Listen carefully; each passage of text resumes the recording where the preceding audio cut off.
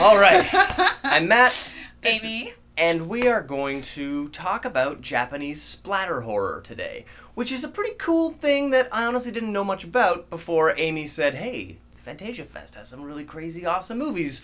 Let's take a look at some of these. And when we watched the trailer for... Oh my god. This is now Meatball Machine was a movie that came out in 2005 and this is was it sequel. 2005 or 2015? 2005. Oh, I thought it was 2015. Yeah, oh, it's okay. been Wow, it's been a 12 while. years. So he's been obsessed with this movie ever since. Since the first one came out. Okay. And it was a pretty wild trailer. Now we've posted that on the Your Geek News Facebook page. So if you want to take a look, it will not disappoint. It is insane. The degree of violence is comical, and like it's purposefully designed to be something that's not just it's not a frightening kind of horror. Not at all. It's a gross out. Yeah, it's a gross out. It's, you know, this is sometimes it's a thing a lot that's popular with a lot of Japanese horror, sort of gore horror, splatter horror, is which is one of the things about this movie that we will talk about that I sort of have an issue with at times. Okay. Which is where it's just like, let's see who can outgross the next one. Let's see who can use their hentai bar to out hentai the next fucking person or something. And sometimes for me that gets a bit tired because it just seems, more like a dick swinging contest. Now, than do you anything. mean within one film it just keeps ramping up, or do you mean from film to film? From film to film, as far as the genre. So, like, this director does this. You know, Right. Tokyo Gore Police did this. Right. And then, you know, Kodoku Meatball Machine has to go, you know, take that hentai level a bit too high. Well, and I think in the case of having the same director, Yes. I can see why that, you know, man or woman is going to try to outdo themselves. Because, I mean, you see it in giant Hollywood blockbusters where Michael Bay just tries to blow up something even bigger in Transformers 9 than he did in Transformers 8. For sure. And it's like, oh, okay, gotcha, you're doing that thing again. It can work, though. I mean, like, you know, look at, we talked about this before, but Fast and Furious. Yeah, you know, they just get faster and furiouser. More furiouser. Yeah. And and but sometimes with the Japanese, it's almost like how much more nonsensical, how much more crazy, and I'm not against nonsensical crazy, and I'm certainly the last person that is against violence or shit blowing up. But every so often, there is a part of me that would like a little bit of rhyme and reason. I'd say in a film like this, if we want to get into like the guts of it, let's talk about the pacing of this film, because this is what, like a 100-minute film? Is it? Or is it like 120? I remember. I think it was close to 120. Okay. So the funny thing about that is it spent the first 25% of its running time, the first like 30 minutes, in essentially a cold open. It was like a hook. It was all leading up to the name of the movie. Normally that's like a 7-minute thing tops. Okay. It could be like a 30-second thing on some movies, but this was a half hour. This was actually 32 minutes because I stopped it and went, "Are you fucking kidding me?" Let's take a look at your notes on this one. Okay, so we know that my memory is horrible. It has probably something to do with the meatballs and tequila. But you know, 32 minutes in, we get the title, Kodoku Meatball Machine. I was like, are you fucking kidding me? So, you know, I like to tell you guys a little bit about my notes, but this, for me, will sum it up a bit for you. So, this movie needs Adderall. This movie needs Jesus. This movie needs a nap. Yeah, those things are true. I gotta say, in a film where the beginning 30 minutes is like I would say melodrama. Really. It was. We saw Japanese Michael Keaton. Yes. It basically felt like a Japanese Michael Keaton. And he was, I gotta say, he was doing a great job of holding down that film. I was actually really thought he was, too. I was interested in where he was going. I was interested in all these characters he was meeting. And as it turns out, every single one of these characters is super important. Yeah, and horrible. They're all awful. They're all awful, and they all are very, so he, to me, had a bit of a, Glengarry Glen Ross, sort of that meek kind of character that everyone kind of just treads upon. Much also like Michael Douglas in Falling Down until he just fucking loses his shit. And that's basically what happens to our character. And it's interesting because he loses his shit twice. Because he loses it in like a sensible way where you're like, okay, he's just finally had enough. The first time it was sort of sensible and you're like, okay, cool. Like he's himself, but he's just like got some sort of gumption. He's not letting people walk all over him, and he will speak up. He has like an existential crisis. Yeah. He gets some bad medical news and thinks, okay, you know what? I'm a changed man. I'm going to do things differently. Yeah. So you get to see a day in the life repeated, and you really get to see him like going after things. Yeah, and correcting the wrongs or the ways he felt wronged before, which is again sort of where I got that falling down thing. But all through this 30 minutes, there's this weird like water cooler floating in space. Yeah, the fucking flying space thing. Yeah, and if you watch the trailer, you'll see it happens a few times in the trailer, and it makes even less sense during the running time of the film until the meatball machine begins. Exactly. And really, it's this crazy, violent, ridiculous moment that I think calls for some meatballs cheering. Okay, so we gotta let's just sort of clarify why our meatballs look a little different. So first of all, I'm vegetarian, so I'm not eating actual meatballs. This is from my butcher down the street. They've been braising for 4 hours, and they are my favorite meatballs in the world. And these ones are these ones are gourmet Krispy Kreme pieces of a donut from the gourmet Krispy Kreme. And why did you choose meatballs not made of meat? Because I am not eating meat at the moment in that form. Hi-yo, up top. Oh, yeah. Oh. Well, cheers. On that note, cheers. All right, so we're just going to... meat eating. Okay. I know. Oh, man. Those are good meatballs, I gotta say. This is the fucking stupidest thing. What are we doing? You're eating a glass of meatballs. A glass of meatballs. Hey, man. I need to pair my... Nothing goes better with meatballs than tequila. I just like my meatballs straight up, so... Wow, this is stupid. Okay, so, let's continue. So the meatball machine begins, and this is when the one curiosity in the first 30 minutes finally pays off. There's this woman walking around. Oh my god. In the best wardrobe, the best costume choice. The best. So cool. Where do we start? And you bump into her a couple of times, and then finally you realize, oh, shit. She isn't one she. There's more than one of them. And then she peels off her face? I want to say peels off her face. Yeah, well, first of all, she is kind of like a sort of puppet master in a way. She is very hypnotizing. She walks around, and what I can gather from this thing, she's drawing that sort of chalk line around like in a road or whatever. At first it feels like she's just painting lines in the road. Painting lines in the road. And in fact, her costume even indicates that's true. her job. Yeah, it's a very 1960s sort of looking, so but with mod and cool. Very mod, but almost latex, but with the tallest, 10-gallon hat, but like 42-gallon hat with this great long white hair, and she sings this really creepy little tune that I've been singing all day. That really struck me as like a creepy Danny Elfman Christmas song, and it's in the trailer as well, so you'll get to hear that. Yeah, it gets in your head, man. It does, man. I've been singing it all day to the demise of basically anyone that's been around me, but she is super cool. She looks amazing, and then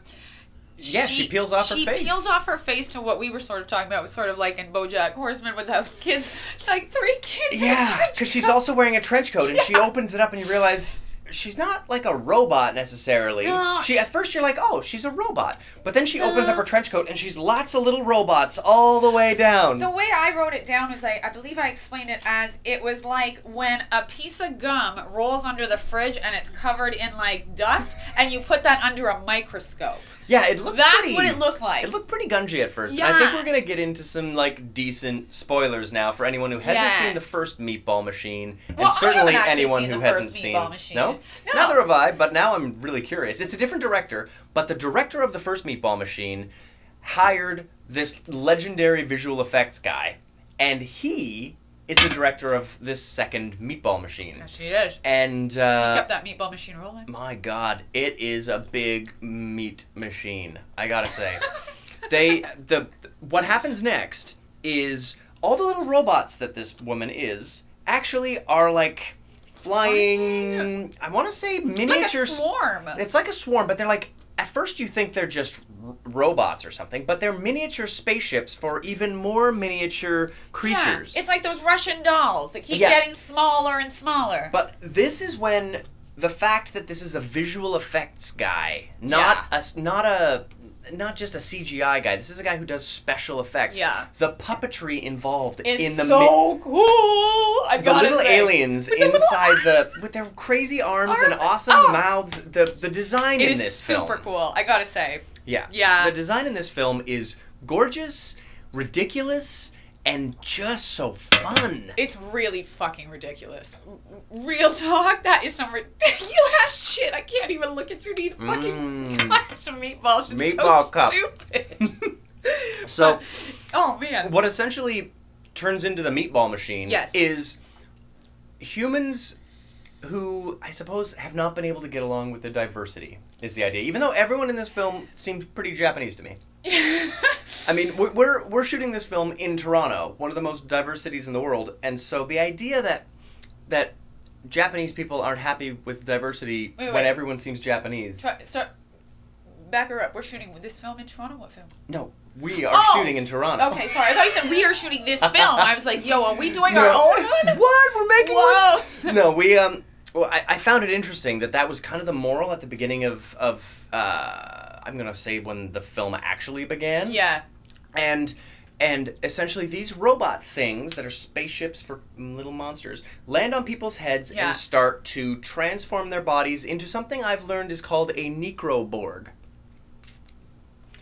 Wait, where did you learn this? I was looking it up. You fucking nerd. I love it. I was like, what's going on with this? So a necroborg is what they the Meatball Machine-iverse invented when the first film came out, and it's the idea that your body sort of dies, but also gets turned into some kind of mechanical machine, bio machine thing. Okay, so that's where the little guys can control it. Because now you're just a puppet. Yeah. Okay. So these little things that go on your head have a creature with 2 joysticks. Yeah. And the 2 joysticks give this creature the ability to completely use your body like a marionette. Yes. And your body isn't what it used to be. God, no. You look like you're in war. Yeah, it's pretty hilarious, brutal, and it has a certain, I'm gonna say, Videodrome. I was gonna say early Cronenberg body horror thing going on. Super big body horror, a lot of body horror, Cronenberg influence in this. The other thing that is kind of interesting about it is that whatever the characters and you learn these things about them but in that first 32 minutes wherein Michael Keaton is whatever doing his shit, but everybody sort of has their own little tick, their own little kind of obsession. So whatever that is, when they are, Necroborg?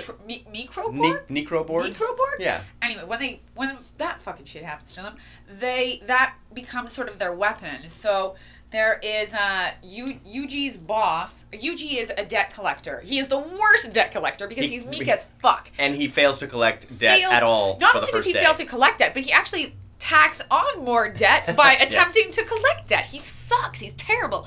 But his boss is like this sort of, Yakuza kind of style guy. And he's kind of obsessed with wacky punches.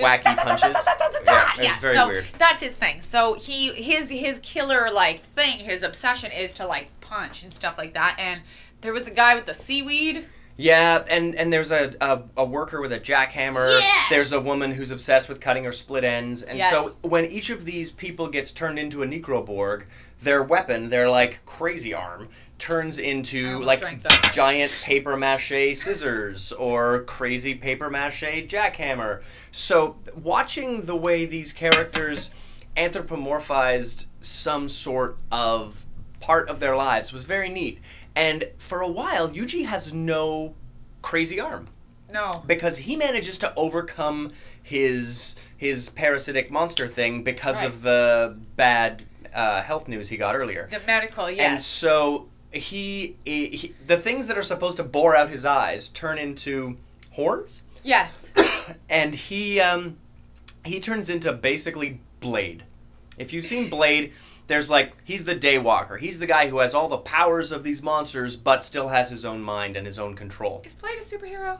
Yeah. See, I had a feeling that's what's going to happen here. It's also I had a feeling it's also happen. it's also a vampire story. So if you watch Blade, you probably get a kick out of the horror elements. Well, I do love Wesley Snipes. He's pretty great. I do love Snipes. He can drink. I love him. He's a good dude. He's a good dude. He's a good dude.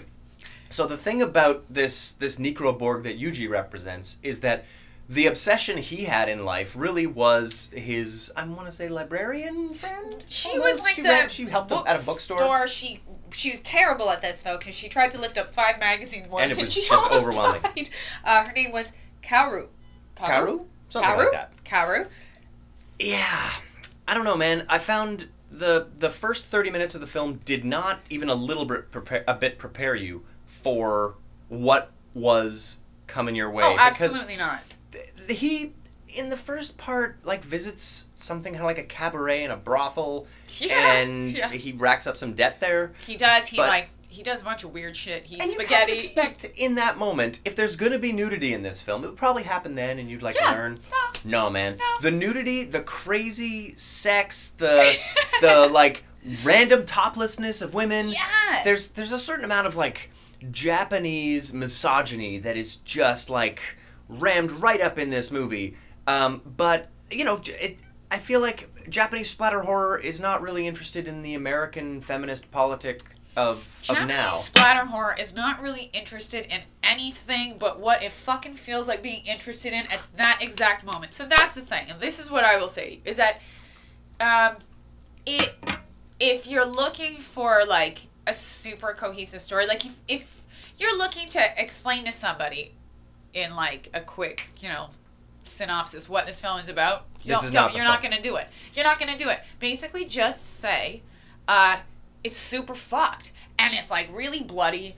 It sounds cool. This movie makes Kill Bill look like The Young and the Restless. Absolutely. It's just, once the blood starts flowing, I feel like there is never a time when it stops. Everyone is covered in blood there was constantly. A part of the time that it got to a point where I almost became, like, it started to, in a sense, become boring for me, because first of all, I couldn't tell who was who anymore, because everybody was the exact same bloody color, and everybody was shaped drenched the same with weird necrowork exactly, because stuff. they all have the same parasite, but I couldn't tell who was who, and they are all kind of fighting each other. There was no other color I saw but red.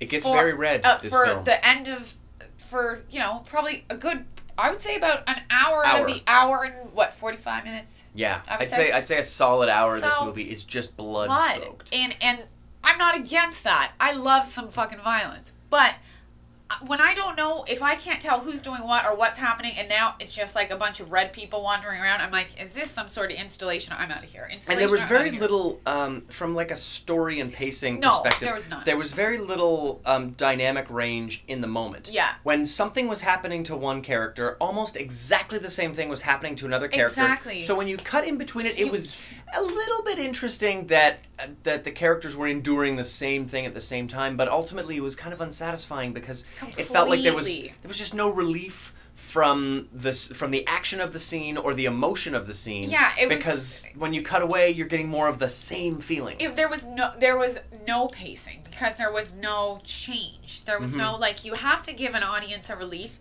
You have to know, I'm not against having as much blood as possible, but you have to, I never thought I would say this, you have to do it tastefully. You need a palate cleanser in there somewhere. Everyone needs a palate cleanser. Now, when you get to the edge of your seat, there's nowhere else to go. Yeah. So once you get there, you need something in the film to make you get comfortable again, so that they can get you back out on the edge. Exactly. And the thing is at least, like, I at least need to know if is that Yuji, or is it Kaoru, or is it what? Because I can't tell at this point. Yeah. Everyone looks the same, so I don't even know who's fighting who and for what reason. And so then all of a sudden it ends, and then I was like, oh well, I don't know what happened. Well, even though they did try to give each character a really representative totem, almost, whether it was the scissors. Yeah, but by the time they're all soaked in blood and covered in fucking everybody's goo, you can't tell. Everybody's just a bloody blob of something. And it doesn't help that all their eyes are covered, because they're all the same. There are very few distinguishing features left when you're covered in blood. They're all the same. I mean, the only difference, and it was hard to see with him even sometimes, was Yuji. Sorry, guys, I keep looking down. I don't want to sound like a dick. We're trying our best not to fuck up the names or anything. Yeah, because really, you don't really pay a whole lot of attention to the names when there's just blood being thrown around everywhere. Yeah, and they don't actually have them in the credits, or they don't really have. Well, it's written in a language obviously we can't read so clearly. So the thing about this film that I found the most surprising, I think, was probably the ending. Yeah. So this is when we get into super spoiler territory. Yeah. By the end, the funny thing that is domed off the town, essentially, I'm going to say some kind of meatball comes out of it. By the way, guys, I just want to say, while I was watching this, I was sitting there the whole time. I sent Matt a text at one point. I was watching it. I was sending him things going, I'm 40 minutes in. I haven't seen a single fucking meatball yet. What the hell is going on? And I was going, I think I'm going to give up on this thing. And he was like, no, can't give up. I was like, okay. Yep, can't review a movie you don't finish watching. This is true, but I was tired because, again, it's exhausting. It's exhausting watching this movie, and it's exhausting especially because, like we were saying, there's no change up. So it became exhausting. I just want to see a goddamn meatball. I haven't seen a meatball. It's just, and again, I don't have a problem. It's just blood. It's just like, I can't tell who's doing what.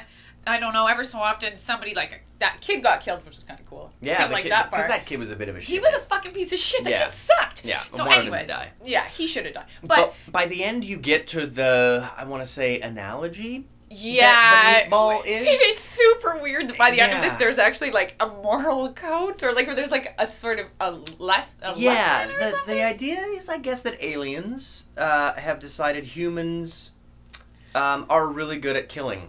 And at the beginning of the film, there's this idea of how to create the best venom. And you create the best venom by putting a snake and a spider and a frog, and you put them all in the same basin, and they try to kill each other. And the one that wins is the one whose venom you use. That's right. And so if you fast forward to the end of the film, that idea is distilled into the concept of if humans who are kind of just shitty all murder each other, you will create the best venom from that. And this water jug essentially fills up with human venom. The water jug thing is like the space guy, right? Yeah, the weird space tub that lands. So it's sort of like when they say, you get the calves or whatever when they're young, and you kill them and scare them because the adrenaline makes them right.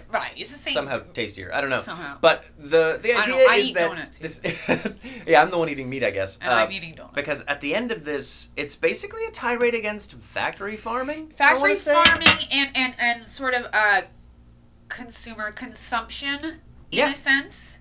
Yeah, because the meatball machine is creating a product for aliens to sell to each other by the 10,000 jugs. Yeah. And we just watched one jug get made. That was one jug. So that's the whole thing. We are the big ass fucking spoiler. This whole movie could just be called Big Ass Jug. And because the meatball machine creates this, I think it translated into English as stamina juice. Yes, it was stamina juice. I'm going to say Red Bull. Yeah. Basically alien Red Bull. Yeah. So the movie has this what was it? Charlie Sheen said tiger blood. Yes. It would be like his tiger blood. Yeah, like his tiger blood. And, I must say, by the end, I did not see the alien spacecraft coming. No, I also did not see the social commentary with the stock footage of, like, meat factories and shit like that coming literally the last 30 seconds out of nowhere. Yeah. So it was wild, and I mean, it was wild. It is a crazy ride, this film. I would say the pacing is really uneven. What pacing? Yeah, the pacing is obviously uneven on purpose. Sure. But really only from that first 30 minutes into the bloodbath is that pacing deliberate. I feel like everything after that it's just a fucking gong show. Not spectacular filmmaking. No, it's not. That's the thing that sucks. And the problem with that is that that's the majority of the film. Mm-hmm. But and it's also what you're signing up for. You're not signing up for You're not signing up for the first 30 minutes. I remember thinking that too. I'm watching the first 30 minutes and I'm going, when does the bloodbath begin? I didn't sign up for this fucking sad Michael Keaton bullshit. I don't like that. What's this sad cancer stuff and his fucking loan shark bullshit? And then I must say, it all paid off beautifully. But yeah. But then I kind of wanted to go back to Michael Keaton. Like, I wanted to go back to his thing a little bit because it just needed a relief at some point. Yep. And maybe is that a sign that we're getting old? I don't know. I was thinking about that too. Is it? I think, judging by the general reaction to this film, it's getting like a between 6 and 7 out of 10 from most people. And I think that is because it is delivering on what the trailer promises, but it's not delivering a beautiful, well-made film Definitely. of splatter horror, which I can see that there's a beautiful Japanese splatter horror film that can be made. Oh no, there's lots of them dude. have been There's made. lots. Yeah. Like, so you've it's seen not Tokyo like Gore Police. Tokyo Gore Police is sick. Same director. Dude, is it really the same director? Get yeah, out! yeah. Oh my god, okay. I love Tokyo Gore Police. It's amazing. And so I think, you know, the deliberate choices that are made in this film are super fun, but they are exhausting. And I think that's the one thing that I would say is the takeaway from this. It was, like, I had to actually watch this, I think not only twice, maybe 3 times. Because the first time I had to do it, I was 40 minutes in. I had just gotten to the fucking title of There's No Meatballs, I'm fucking done. Tried to do it again. But again, it is quite tiring. And because it's not... it's add an extra layer for us, which is that it's not in our sort of native tongue. Yeah. So it's tricky. It's hard to keep track of names. It's hard to, especially in a movie like this, where the first 30 minutes you think you're supposed to keep track of like who's doing what, and then that's just a fucking total like ploy.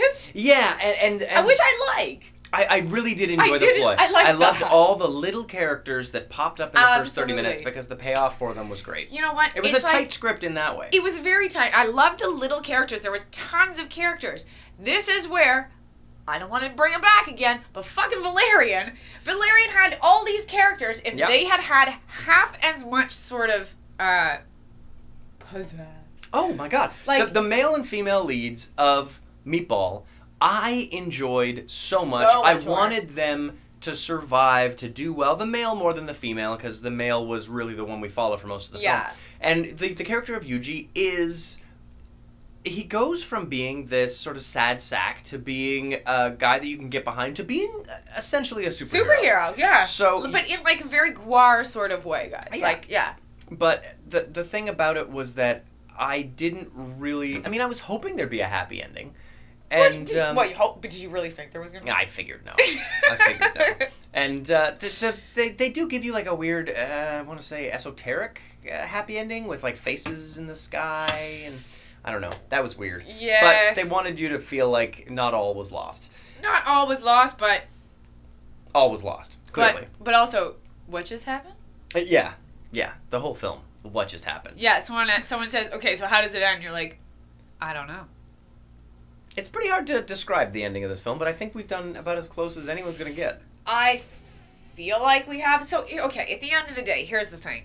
Do we recommend this movie? I would say if you watch that trailer and you're like, dude, this looks cool, you are going to enjoy this film because it gives you everything it's promising. It is not Citizen Kane. No. But... Damn, the script is tight. The characters are neat. The misogyny is real. Yeah, I mean, yeah. I do feel though like I really wanted more of our girl, of our big top.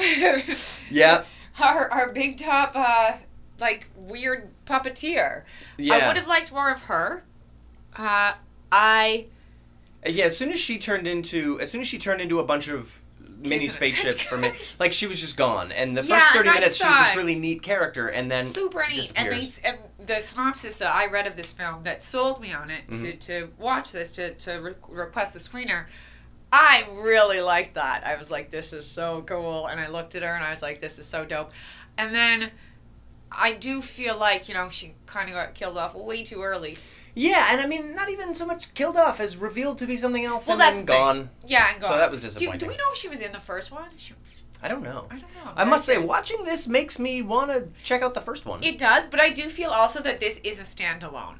I will say, you do not need to see the other one. I don't think at so. all. I didn't understand what happened in this one, but I don't think I'd understand it any more than if I had seen the first one. That is not a function of You'll still not fucking sequelitis. understand what the fuck is happening on here. So yeah, and I mean, I feel like I understood this film, but there's not much else to get out of it than what you did, I suppose. Yeah, I mean, it's not that I didn't understand it. I just wasn't always sure of like, why are we doing that? Yeah, if you have to ask why then in you're this not film, watching the right. Yeah, you're not quite in the right mindset. Exactly. So, by that token, basically, if you have sat down for this ride, just buckle up. Buckle up. Stay there. Sit down. don't think about it. Don't think about it. Just enjoy it. Just watch it and sing the little fucking song that'll get in your head. It's a good song. It's a very good song.